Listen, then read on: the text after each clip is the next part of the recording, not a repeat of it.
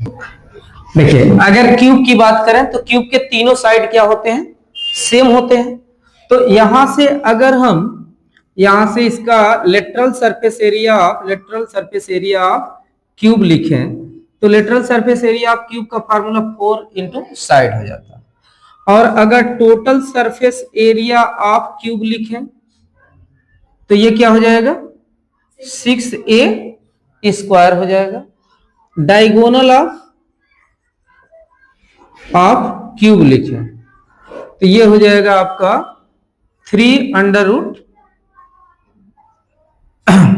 ये हो जाएगा 3 a√3 हो जाएगा, सॉरी a√3 हो जाएगा, ठीक है। और अगर वॉल्यूम ऑफ क्यूब लिखें, वॉल्यूम ऑफ क्यूब तो ये हो जाता है आपका साइड का क्यूब हो जाता है, यानी ए का क्यूब हो जाएगा। साइड को अगर ये लेकर के चल रहे हैं तब इसमें क्या होगा, लेंथ ब्रेथ और हाइट क्यूबाइड में तीनों डिफरेंट होंगे।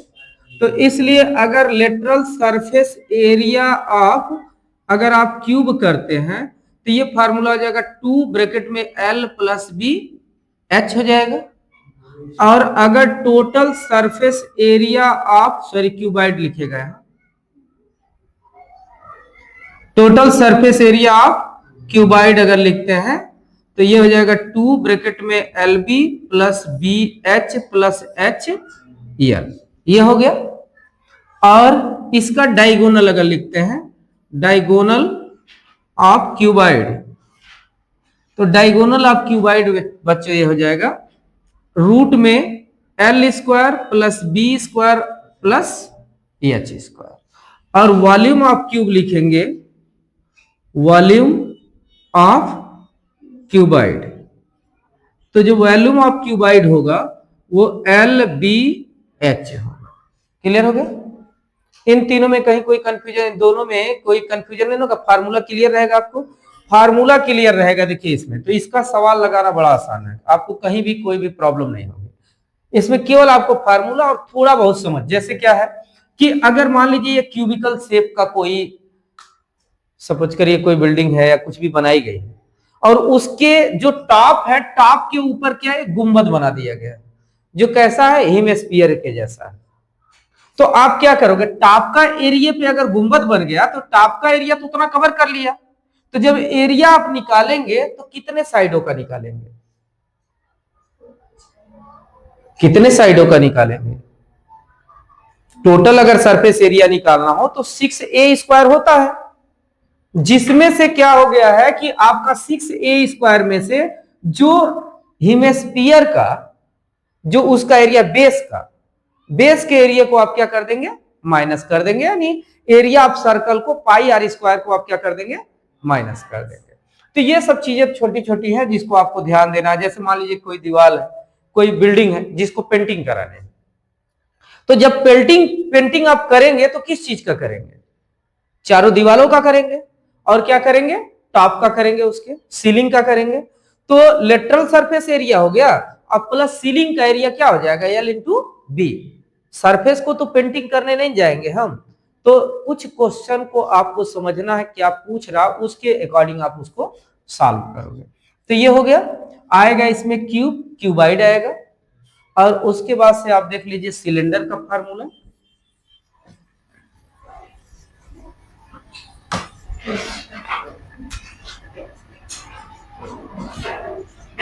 सिलेंडर में क्या होगा ध्यान दीजिए, पहले सिलेंडर का शेप देख लीजिए। सिलेंडर का शेप इस तरह का होगा,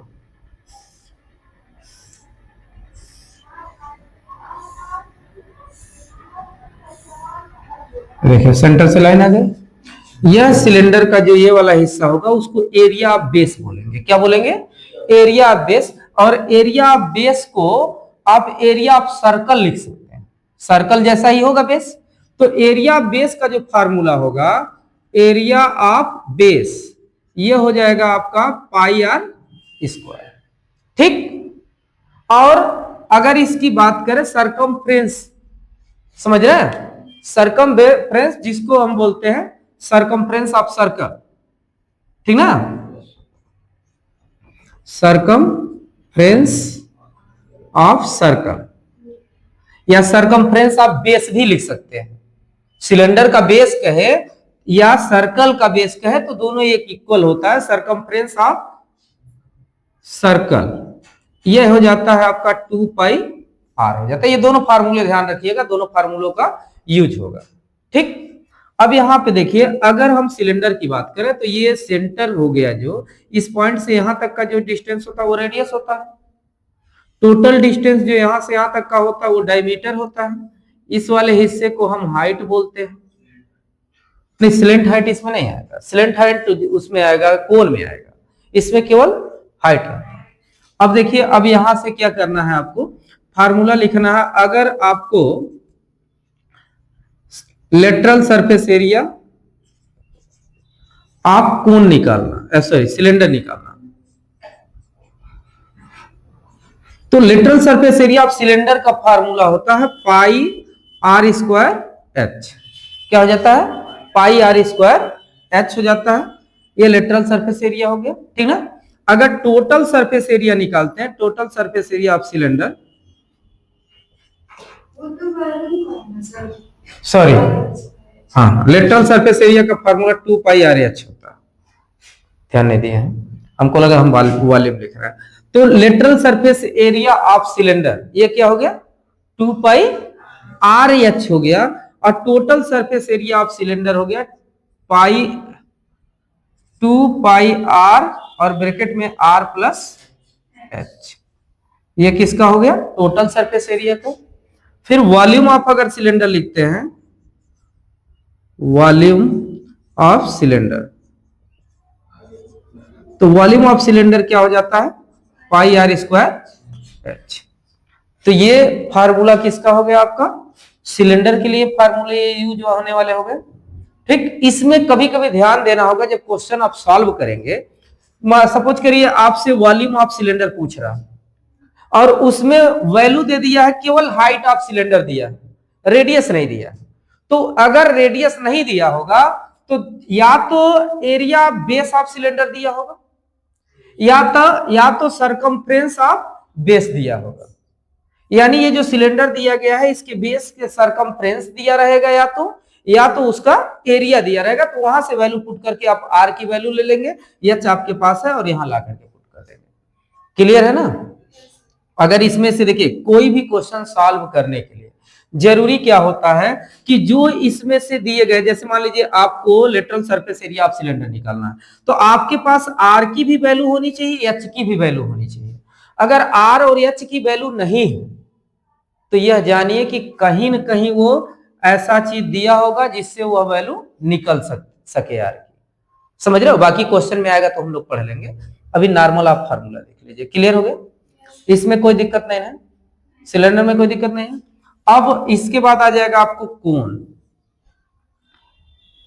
कोन आ जाएगा। कोन के लिए कोन का फिगर देख लीजिए। कोन का फिगर यहाँ पे तो इस तरह का बन रहा है। 3D इमेज अगर देखेंगे आप तो होली होली में जो टोपी हम नहीं लगाते हैं बच्चे होली खेलते समय, समझ रहे हैं, या बर्थडे वाला जो टोपी लगाते हैं, वो समझिए वही शेप कोन का है। या कोन वाला आप आइसक्रीम भी खाते होंगे तो उस टाइप का आप देख लीजिएगा। तो ये इसमें देखिए क्या हो गया, यह जो हाइट हो गई इसमें दो तरह की हाइट मिल रही। एक सीधी हाइट मिल रही जिसको हम, ये सीधी हाइट मिल गई, ठीक, ये इसका हाइट हो गया। और यह वाला जो तिरछा हाइट मिल रहा है इसको हम एल बोलेंगे, यानी स्लेंट हाइट यह हो जाएगी। और यह तो रेडियस होता ही है। तो एक तरह से देखा जाए इसको राइट सर्कुलर सिलेंडर हम बोलते हैं। क्या बोलते हैं? Right circular cylinder. तो यहाँ 90 डिग्री का एंगल बन रहा है, तो अगर आप ट्रेंगल, राइट एंगल ट्रेंगल का फार्मूला अप्लाई करें तो यहां से 90 डिग्री बन रहा है, तो एल हाइपोटेनस हो गया ना। तो यहां से एल का square equal to R square plus H square. एक फार्मूला आप इससे नोट किए रहिएगा, कभी कभी आपको जरूरत पड़ेगी एल की, तो उसमें अगर आर और एच दिया रहेगा तो आर और एच से आप एल की वैल्यू फाइंड आउट कर लेंगे। या तो एल और एच दिया होगा तो वहां से आर निकाल लेंगे। यहां से तीनों में से एक अननोन वैल्यू होगा जिसको इस फार्मूले पर रख करके आप फाइंड आउट कर लेंगे। क्लियर हो गया? अब देखिए क्या है, फिर इसका अगर हम लेटरल सरफेस एरिया या कर्व सरफेस एरिया बोल लीजिए, लेटरल सरफेस एरिया लिख लीजिए, lateral surface area of cone. तो इसका कोन का अगर लेटरल सरफेस एरिया निकालना है तो कोन का लेटरल सरफेस एरिया क्या होगा? पाई आर और एल। अगर आर और एल की वैल्यू है आपके पास तो यहाँ पे पुटअप करिए पाई की वैल्यू, चाहे 3.14 पुटअप करिए और चाहे 22/7 पुटअप करिए, वहां से इसको आप सॉल्व कर लीजिए, कोई दिक्कत। अब इसके बाद से देखिए ये दोनों वैल्यू का पता होना जरूरी। अगर एल नहीं दिया होगा तो आर तो दिया ही होगा और एच जरूर दिया रहेगा, तो आर और एच की वैल्यू पुट करके वहां से एल को आप फाइंड आउट कर लेंगे। क्लियर हो? अब देखिए अगर टोटल सरफेस एरिया की बात करें, total surface area of cone की, तो ये क्या हो जाएगा, पाई आर ब्रैकेट में आर प्लस कहीं पाई आर ब्रैकेट में आर प्लस एल। क्लियर हो गया? अब देखिए ये कोन का टोटल सरफेस एरिया, ये भी आप चेक कर सकते हैं, ये फार्मूला अगर आया है तो कैसे आया है, समझ रहे हो? आपको हम समझा दे रहे हैं कैसे फार्मूला मिला है। देखिए ये एरिया जो होता है इसको आप लेटरल सरफेस एरिया बोलते हैं। तो अगर इसका आउटर मोस्ट देखें, हम आउटर एरिया देखें, तो ये यह एरिया हो गया और ये जो नीचे का बेस है उसका, यही टोटल एरिया बनाएगा ना। तो इस लेटरल सरफेस एरिया के लिए फार्मूला आप क्या लिखे थे, पाई आर एल, और ये एरिया बेस का फार्मूला क्या होता है, पाई आर स्क्वायर। तो यहां से हम पाई आर स्क्वायर इसमें जोड़ दिए तो टोटल एरिया बन गया, नहीं बन गया? अब यहां से अगर आप पाई और आर को कॉमन लेते हैं तो यहाँ आर का स्क्वायर था, आर बचा, यहाँ पाई आर निकल गया तो एल बचा, तो पाई आर प्लस एल, वही फार्मूला लिखा गया। वही चीज यहाँ पे भी लिखा गया है। यहाँ भी अगर टोटल सरफेस एरिया करेंगे तो एक जो एरिया बेस है ऊपर है, एक एरिया बेस नीचे है, तो 2 पाई आर एच में आप 2 पाई आर को अगर ऐड कर दोगे तो देखिए कॉमन क्या मिल रहा है, 2 पाई आर स्क्वायर। तो क्या मिलेगा इसमें, 2 पाई आर कॉमन अगर मिल रहा है तो 2 पाई आर कॉमन ले लिया, तो यहाँ 2 पाई आर निकल गया, तो यहाँ एच बचा, और यहाँ से 2 पाई आर निकल गया तो आर का स्क्वायर था तो एक आर बचा, तो L plus R, H plus R. तो वही यहाँ पे लिखा गया, आर प्लस एच कहिए चाहे एच प्लस आर कहिए, उसमें वहीं से फार्मूला निकाला गया। क्लियर हो गया? अब देखिए वॉल्यूम ऑफ अगर निकालेंगे, वॉल्यूम ऑफ कोन, तो वॉल्यूम ऑफ कोन का फार्मूला क्या हो जाता है, 4/3 पाई, सॉरी यार 1/3 लिखे, हम स्क्वायर का लिखने लगे, 1/3 पाई आर स्क्वायर एच। क्लियर हो गया? तो ये कोन का फार्मूला हो गया। अब एक और इसमें मिलेगा आपको स्पेयर, है ना, सिलेबस में है ना स्पेयर। तो स्पेयर में क्या होगा बच्चों, देखिए स्पेयर को थोड़ा सा समझिए, स्पेयर और हेमिस्फीयर को समझिएगा थोड़ा अच्छे से। यहाँ हेमिस्फीयर है, हेमिस्फीयर का मतलब हो गया कि सर्कल का हाफ, ठीक। अब देखिए अगर स्पेयर है तो ये टोटल एरिया बन रहा है, तो यही आउटर एरिया को ही सरफेस एरिया कहते हैं ना। तो क्या इसमें देखिए कर्व एरिया तो बना ही रहा है, तो कर्व और टोटल में कोई डिफरेंट है? अरे जितना कर्व लगाएंगे तभी आउटर दिख रहा है। इसमें क्या था, जब आप लेटरल लगा रहे थे या कर्व आप लगाए तो ये वाला हिस्सा तो मिल रहा था, जब टोटल जोड़ेंगे तब ना नीचे का हिस्सा जुड़ेगा। लेकिन इसमें कुछ भी करिए आप, तो टोटल चाहे टोटल निकालिए चाहे कर्व एरिया निकालिए, दोनों सेम ही होगा। तो अगर इसका टोटल सरफेस एरिया हम लिखते हैं, वैसे ही सरफेस एरिया लिख लेंगे तब भी वही होगा, ठीक ना। Surface area equal to 4 pi R square होगा, ठीक। इसका टोटल सरफेस एरिया और लेटरल सरफेस एरिया अलग नहीं होगा। आप सरफेस एरिया क्यों लिख लीजिए, CS से लिख लीजिए कर्व सरफेस एरिया। क्लियर हो गया? टोटल सरफेस एरिया रहेगा तभी फार्मूला यही रहेगा, फार्मूला कुछ और नहीं बदलेगा। क्लियर हो गया? अब बात करते हैं अगर वॉल्यूम की, वॉल्यूम ऑफ स्पेयर, तो ये हो गया 4/3 पाई आर क्यूब हो जाएगा, कोई दिक्कत? और हेमिस्फीयर में जब जाएंगे बच्चों तो देखिए हेमिस्फीयर का मतलब हाफ सर्कल, हाफ स्पेयर। तो जब हाफ स्पेयर करेंगे तो यह बताइए, अगर इसका सरफेस एरिया अगर हम निकालते हैं, क्या निकालते हैं, curve surface area of hemisphere, curve surface area of hemisphere निकालेंगे तो जो इसका कर्व सरफेस एरिया उसी का हाफ कर दीजिए, तो ये हो जाएगा 2 पाई आर स्क्वायर। क्या हो गया, 2 पाई आर स्क्वायर। और अगर टोटल सरफेस एरिया हम करते हैं total surface area of hemisphere, तो ये क्या निकलेगा? देखिए इसमें क्या था, चाहे कर्व कहिए चाहे टोटल कहिए दोनों सेम था। इसमें देखिए एक ये अगर कर्व सरफेस एरिया निकालना है तो 2 पाई आर तो हो रहा है, क्या हो रहा है? 2 पाई आर स्क्वायर हो रहा है ना कर्व सरफेस एरिया। जैसे टोटल सरफेस अगर हेमिस्फीयर का था तो 4 पाई आर स्क्वायर हुआ, सॉरी स्फीयर का था, तो अगर हेमिस्फीयर करेंगे तो उसका आधा कर देंगे।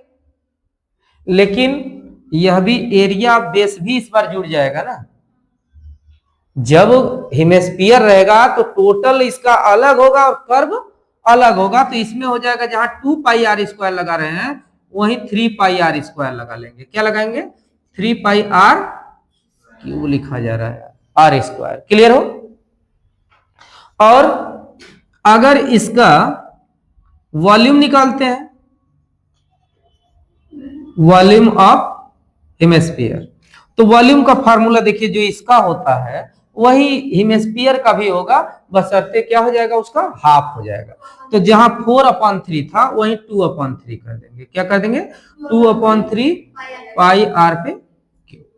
कोई दिक्कत? क्लियर हो? तो ये सारे फार्मूले हैं, इसको आप लोग तैयार कर लीजिएगा। उसके बाद से नेक्स्ट एक्सरसाइज वाइज हम लोग सॉल्व कर लेंगे। अगर इसमें कहीं कोई प्रॉब्लम, देखिए एक चीज को अगर आप समझते हैं तो आपको कहीं कोई प्रॉब्लम नहीं होगी। वो ये है कि जो वैल्यू दिया गया, जैसे मान लीजिए वॉल्यूम निकालना हो, टोटल सरफेस एरिया निकालना हो, सरफेस एरिया निकालना हो, तो पहले उसके फार्मूले में आप देखिए क्या क्या चीज है। अगर पाई है तो 22/7 तो होना ही है। आर है तो आर की वैल्यू गिवन होगी। आर अगर नहीं गिवन होगा तो उसका डायमीटर दिया होगा, डायमीटर दिया होगा तो उसका हाफ कर लेंगे, या डायमीटर भी नहीं दिया है तो एरिया बेस दिया होगा, तो पाई आर स्क्वायर इक्वल टू करके हम उसको निकाल लेंगे वहां से आर की वैल्यू, या तो सरकमफ्रेंस दिया होगा। तो इन सब में से कहीं ना कहीं उसकी वैल्यू आप फाइंड आउट करेंगे किसी भी तरीके से और पुट करेंगे, इजी तरीके से आप क्वेश्चन को लगा लेंगे। लर्न कर लीजिएगा, मैं फार्मूला आप लोगों को लर्न ही हो, अगर लर्न नहीं होता है तो कर लीजिएगा, और बाकी एक्सरसाइज जब करेंगे तो हम लोग उसको पढ़ लेंगे, ठीक ना।